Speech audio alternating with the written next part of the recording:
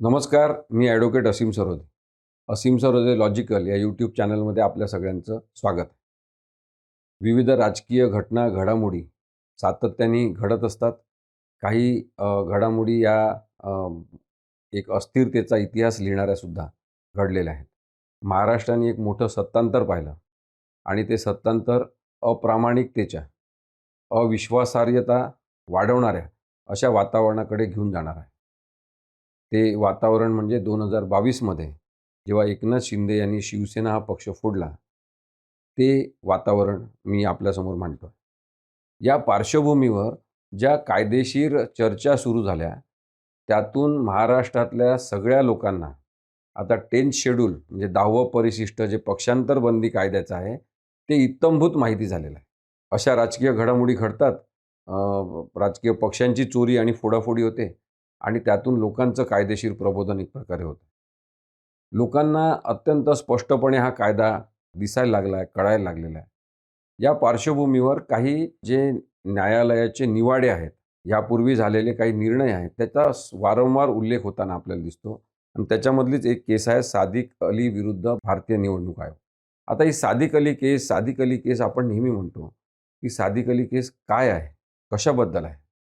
ते आपण सगळ्यांनी समजून घेतलं पाहिजे. सादिक अली विरुद्ध भारतीय निवडणूक आयोग म्हणजे इलेक्शन कमिशन ऑफ इंडिया हा 1972चा गाजलेला खटला आहे.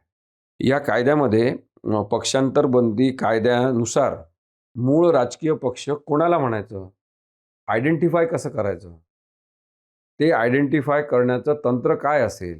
याबद्दलचे काही नॉर्म्स तयार करण्यात आले.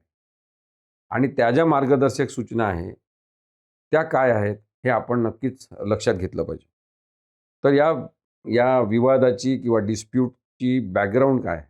तर काँग्रेस पक्षामध्ये 1969 मध्ये मोठी फूट पडली. पंतप्रधान तेव्हाच्या इंदिरा गांधी होत्या आणि जुने नेते जे होते त्यांच्यामध्ये मोठे वादविवाद सुरू झाले. सिंडिकेट्स तयार झाले आणि हा वाद झाल्यामुळे राष्ट्रीय काँग्रेसमध्ये उभी फूट तेव्हा पडली. इंदिरा गांधींच्या गटाला काँग्रेस जे असं नाव देण्यात आलं. तर जे इतर फुटीर लोक होते, जे जुने जाणते काँग्रेसमधले नेते होते, त्यांच्या पक्षाला काँग्रेस ओ असं नाव देण्यात आलं. एकाच पक्षामध्ये 2 शकलं तेव्हा अस्तित्वात आले आणि या दोन्ही गटांना अधिकृत पक्षचिन्ह जे तेव्हाचं होतं, नांगराला जोडलेले बैल किंवा बैलजोडी, अशा प्रकारचं जे चिन्ह होतं ते आपलंच आहे असं म्हणून ते आम्हालाच दिलं पाहिजे असा हट्ट दोन्ही काँग्रेसच्या गटांनी म्हणजे काँग्रेस जे इंदिरा गांधींचा पक्ष आणि काँग्रेस ओ म्हणजे तेव्हाच्या ज्येष्ठ काँग्रेस नेत्यांचा पक्ष, त्या दोघांनी आग्रह निवडणूक आयोगाकडे सुरू केला आणि हा वाद निवडणूक आयोगाकडे पोचल्यावर त्यांनी सांगितलं की बहुमताच्या जोरावर आम्ही निवडणूक चिन्ह नांगर जोतणारा बैल किंवा बैलजोडी हे आम्ही इंदिरा गांधींना देतो.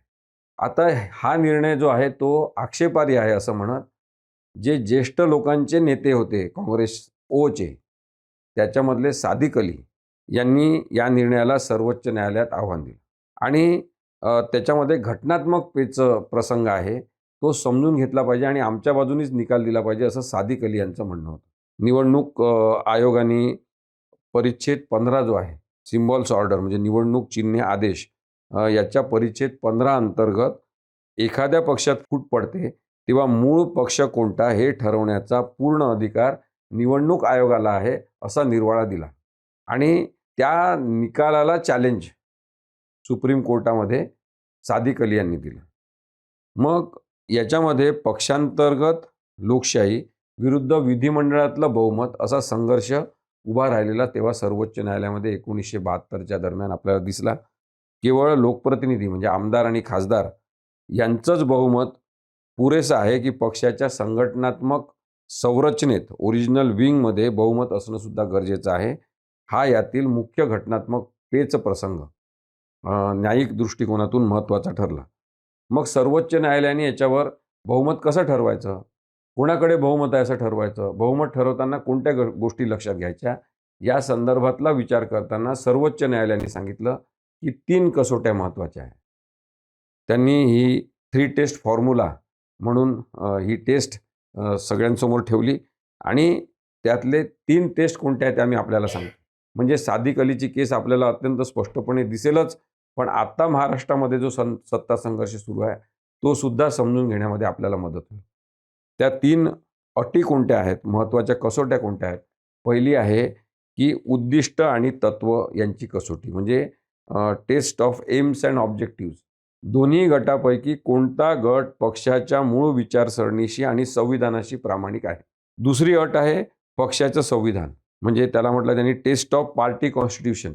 पार्टी कॉन्स्टिट्यूशनमध्ये काय लिहिलेलं आहे, कोण प्रमुख असेल, कोणाचा ताबा असेल, कोणाचा अधिकार असेल, कोणाच्या आदेशानुसार पक्ष चालेल, ते कोणाचं नाव आहे हे पाहिलं पाहिजे. पक्षांच्या अंतर्गत संविधानानुसार कोणती समिती किंवा पदाधिकारी वैध आहेत याचा अभ्यास त्याच्या आधारे करता येईल असं सर्वोच्च न्यायालयाने सांगितलं. आणि तिसरी बहुमत चाचणी दिली की जी सर्वात महत्त्वाची आहे खरं तर, की जर वरच्या दोन्ही कसोट्या लावता आल्या नाही किंवा त्या दोन्ही कसोट्यांच्या आधारे कोणाचा पक्ष आहे हे नक्की करता आलं नाही, तर सांगितलं की लेजिस्लेटिव्ह विंग म्हणजे संसदेत किंवा विधानसभेत पक्षाचे किती आमदार खासदार आहेत, कोणत्या गटासोबत किती जण आहेत हे पाहिलं पाहिजे. आणि ऑर्गनायझेशनल विंग म्हणजे पक्षाच्या राष्ट्रीय व राज्य कार्यकारिणीत कार्यकर्त्यांमध्ये पदाधिकाऱ्यांमध्ये जास्त पाठिंबा कोणाचा हे पाहिलं पाहिजे.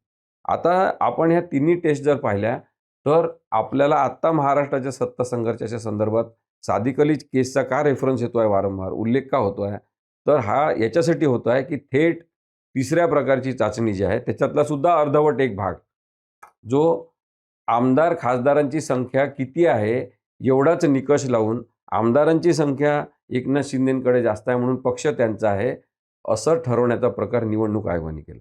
आता त्याच्यामध्ये बहुमत 2 प्रकारे पाहायला सांगितलेलं होतं. एक आमदार खासदारांची संख्या आणि दुसरं संघटनात्मक विंग म्हणजे ओरिजिनल पॉलिटिकल पार्टीमध्ये पक्ष सदस्य, कार्यकारिणी, कार्यकर्ते, पदाधिकारी यांचा सपोर्ट कोणाला हे पाहायचं होतं. ते पाहिलेलं नाही. त्याबद्दलचे मी वारंवार हे सांगितलेलं आहे की जवळपास 19 लाखपेक्षा जास्त प्रतिज्ञापत्र उद्धव ठाकरेंतर्फे देण्यात आले. 4 लाख पेक्षा जास्त प्रतिज्ञापत्र हे आम्हाला सपोर्ट आहे असं दाखवणारे हे एकनाथ शिंदेंनी दिले. पण हे कोणतेही प्रतिज्ञापत्र निवडणूक आयोगाने लक्षात घेतले नाही, केवळ आमदारांची संख्या लक्षात घेतली. मग थेट आमदारांची संख्याच लक्षात घेतली. त्याच्या आधी 2 टेस्ट ज्या लावायच्या आहे ती महत्त्वाची म्हणजे एम्स अँड ऑब्जेक्टिव्हज. आणि म्हणून आपण पाहतो नेहमी बोलताना एकनाथ शिंदेंना की यांनी बाळासाहेबांचे विचार सोडले असा आरोप करून त्यांनी असा भ्रम निर्माण करण्याचा प्रयत्न केलेला आहे की पक्ष उद्दिष्टांपासून भरकटलेला आहे. आणि मग दुसरा मुद्दा त्यांनी आणला हिंदुत्वाचा, की या पक्षाने हिंदुत्व सोडलेलं आहे. पक्षाच्या घटनेमध्ये हिंदुत्व किंवा बाळासाहेबांचे विचारच पाळले पाहिजे असं कुठे लिहिलेलं आहे? तसं लिहिलेलं नाही.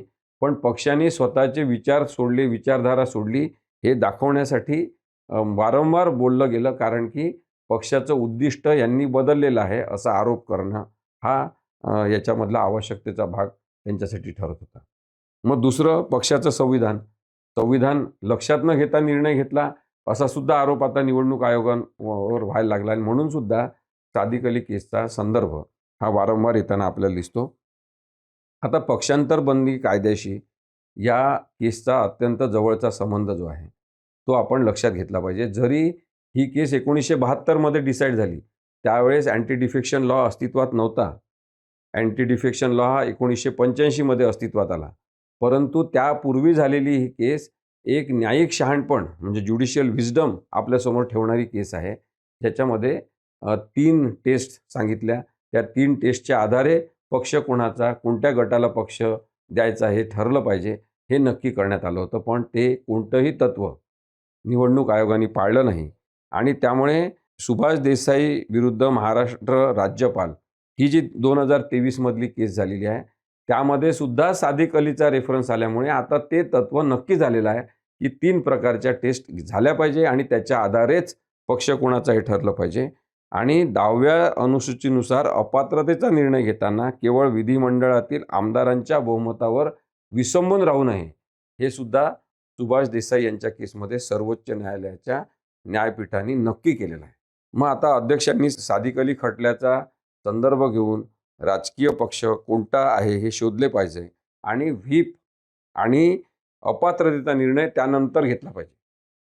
ही जी मागणी होत आहे ती आपण लक्षात घेतली तर आपल्या लक्षात येईल की सादिक अली खटला हा देशातील सर्व राजकीय पक्षांच्या अंतर्गत लोकशाहीचा बहुमत आणि संघटनात्मक संख्याबळाच्या संदर्भातला निर्णय घेणारा महत्त्वाचा एक खटला होता. आणि सुभाष देसाई विरुद्ध राज्यपाल, महाराष्ट्र राज्यपाल या खटल्यामध्ये हा संदर्भ नक्की झालेला आहे. त्यामुळे आपल्याला सादिक अलीची केस माहीत असणं आवश्यक आहे. आपल्याला कायद्याचं रॅशनल जे आहे ते कळलं तर कायदा आपल्याला स्पष्टपणे दिसायला लागतो. आणि कायदा जेव्हा स्पष्टपणे दिसायला लागतो तेव्हा आपल्याला लोक दिसायला लागतात जे अप्रामाणिक वागत आहेत कायद्यासोबत, जे अप्रामाणिकता आणि अविश्वासार्हता निर्माण करत आहेत संविधानासोबत, हे लोक आपल्याला दिसायला लागतात. आणि मग आपल्याला ओळखायला येतात खोटारडे चेहरे, आपल्याला लक्षात येतात भ्रष्ट माणसं. आणि म्हणून कायदा लक्षात येणं हे आवश्यक आहे. यासाठी केवळ वकिलांनीच नाही तर आपण सगळ्यांनी कायदा समजून घेतला पाहिजे.